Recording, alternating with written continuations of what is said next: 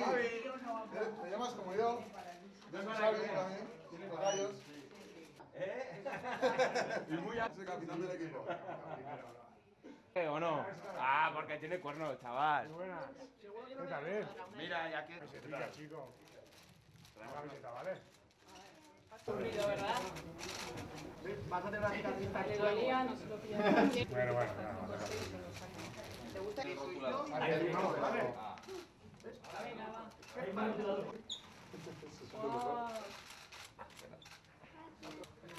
Marcos. Cuando se rompan unas, las podéis probar eso.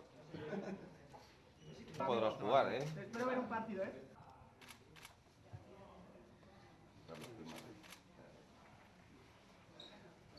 ¿Cómo se notan los años?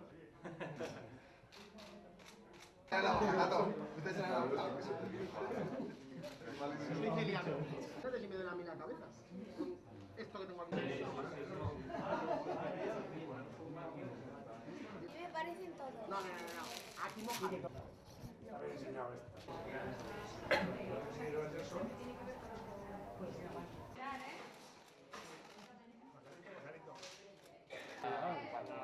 Igual conseguimos otro, ¿eh?